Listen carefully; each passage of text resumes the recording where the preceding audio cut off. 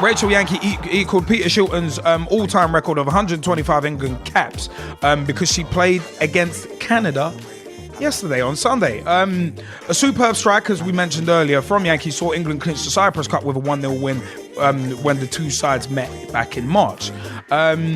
She's quoted as saying, "It's not something I thought I would ever achieve." The 33-year-old Yankee said about drawing level with Peter Shilton. Peter Shilton is a legend. It will be absolutely amazing to say I've played as many England games as he did. Many thought that Yankees' England days were numbered when she was left out of the squad for Euro 2009, where Hope Powell's team finished as runners-up. But she bounced back with style and now looks as certain as anyone of claiming a place in the squad for July's Euro 2013 in Sweden. Everyone pretty much told me it was the end of my career when I missed out on selection for Euro 2009, said the Arsenal winger. It was obviously a massive disappointment, but I felt that I was playing well, and I certainly didn't feel I had anything to prove when I got back into the squad. Yankee is playing well as at any stage in her international career, which began in 1997 with a debut against Scotland. And that shirt says Liverpool, by the way. Love it. But I was asked to do that. But yeah, it's one of them. Was England's most capped women. Rachel Yankey is now on 125 caps. Gillian Coulthard is on 119. Kelly Smith on 113. Farrah Williams on 111. Casey Stoney, the current England captain, is on 108. And England's most capped men, Peter Shilton, 125. David Beckham, 115. Bobby Moore, 108. Sir Bobby Charlton, 106. And Billy Wright on 105 caps. Now, you know what, yeah? It was... We did a pitch talk on the road last year, actually, at the back end of last year.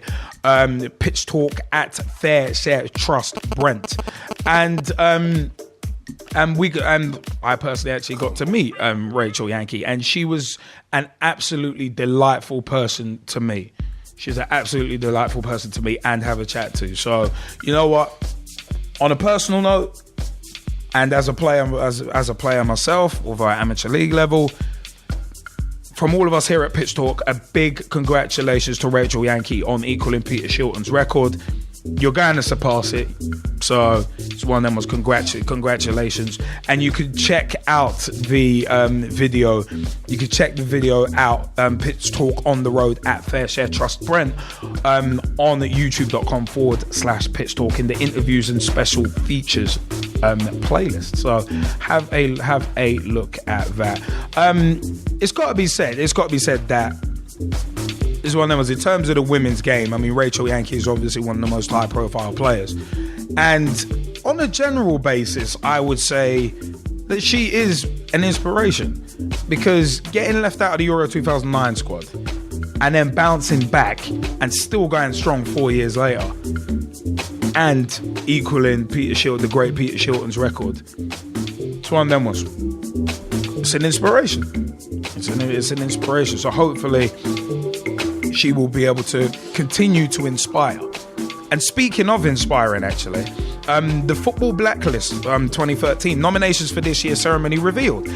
This is from the Voice newspaper, voiceonline.co.uk.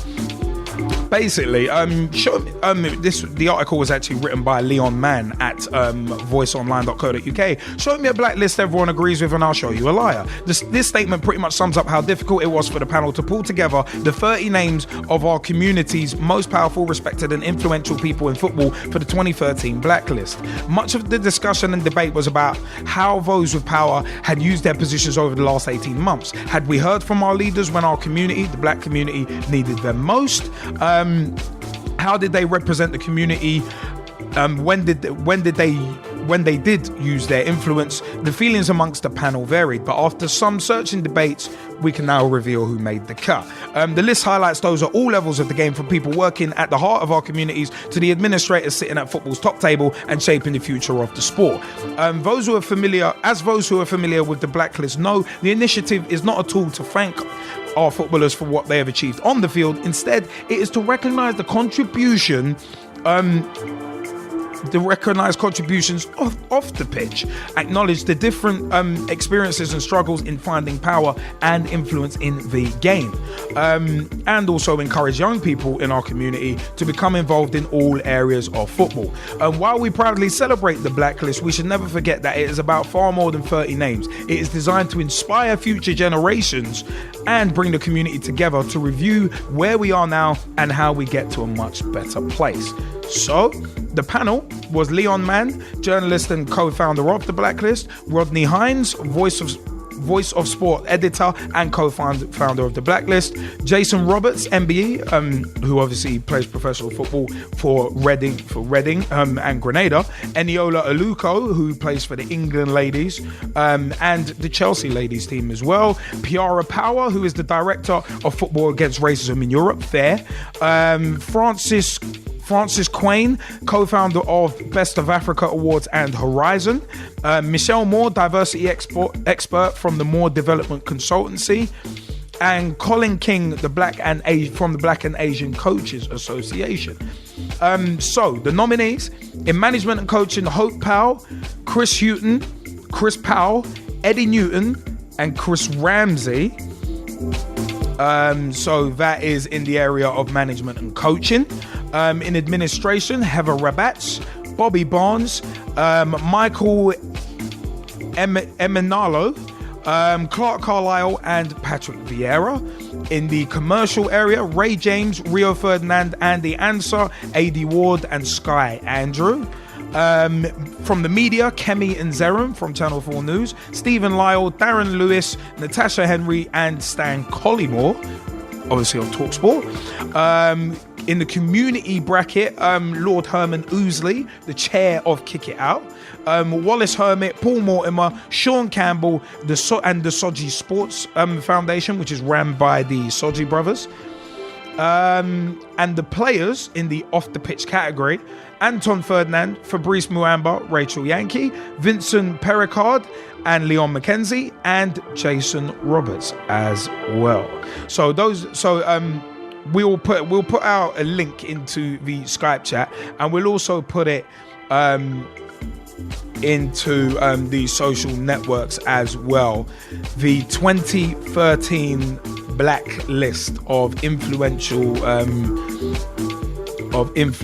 black people within the game of football, being celebrated by the ceremony. But you know what? Yeah, things such as this. I mean, Rachel Yankey with 125 caps, winning 125 caps, fantastic achievement. And the footballing blacklist, recognizing those from, and this especially resonates with myself, the Gman and Gezzie Fizzle. I'm sure I'm not going out on a limb by speaking on their behalf in that regard. It's good to see that people are getting recognized and people that we can resonate with from our community. Now, I think whoever is doing good things, I mean, should be recognized and should be promoted. That's why we do things like Pitch Talk Meets. That's exactly why. Those people who are doing good things deserve to be promoted and highlighted, such as Matt Hodgson, producer and director of the 4-year plan, with his Pitch Talk Meets, such as Manisha Taylor with her Pitch Talk Meets, for all of the work she is doing, not only for women in football, but Asians in football, Asian people in football as well. And there are many other people who are working hard, such as the guys at the Asian Football Awards, the AFA, Baljit Rihal, doing big things there. So I like it. You know, I'm a fan of giving people recognition for doing great things. And we've just put into the Skype chat the full link with all of the names and also bios in terms of the Blacklist Awards. So, but does anyone want to jump in? On this, on this issue, on what has just been brought up?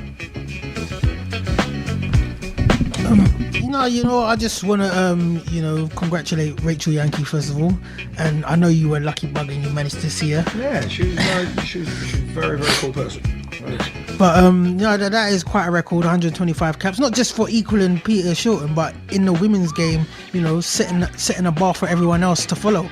So she should be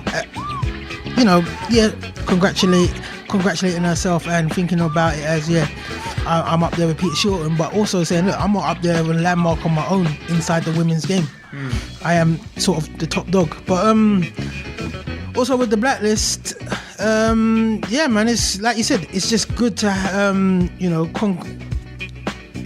it's good to show love, to people with inside the community. And I know this, when we say community, we're only limited to the black community at the moment, but that's the sphere that we're looking at, what they're doing for the black community, what black people are doing for the black community, and it's good to show love to them, because there are a lot of people out there who are in a fortunate position that ain't doing much for their communities, as a whole. So the ones that are doing good for the community should be shed light on.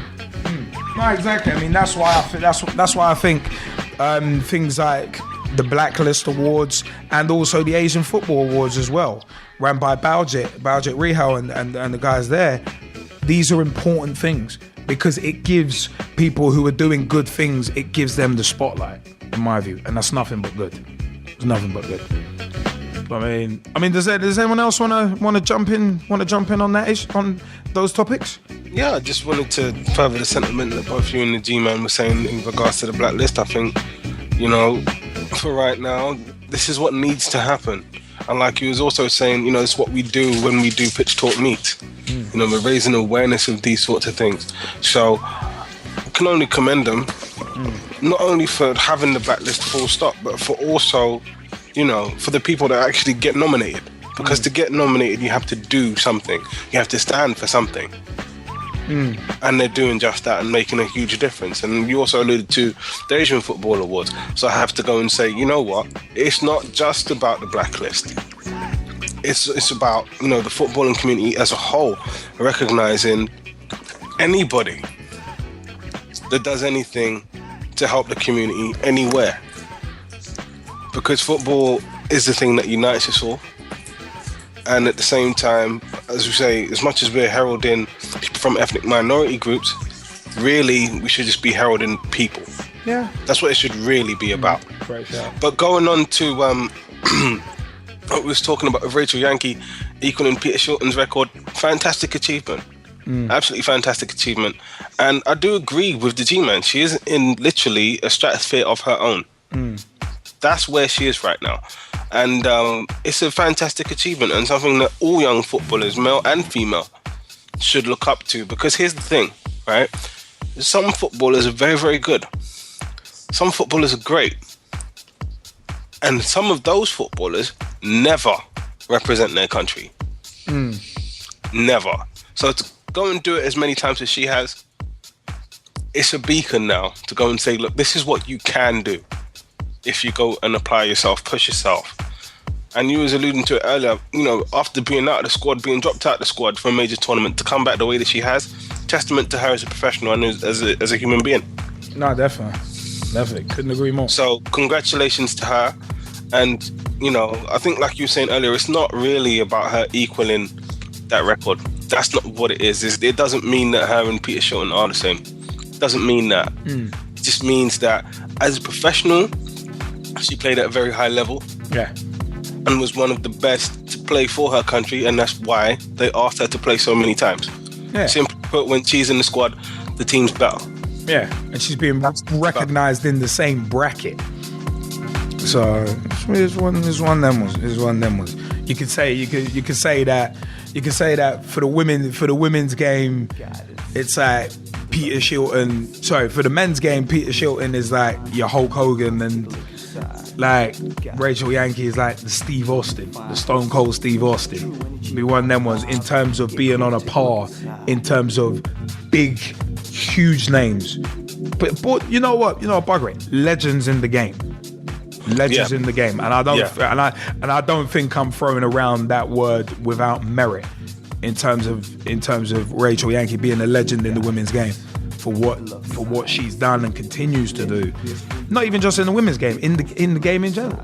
This is it, and that's why I was saying that her achievement isn't just something for the women's community in football. It's for the community of football, full stop. Yeah, exactly. For any professional to go and achieve that, it's a great achievement. It doesn't matter if it's male or female.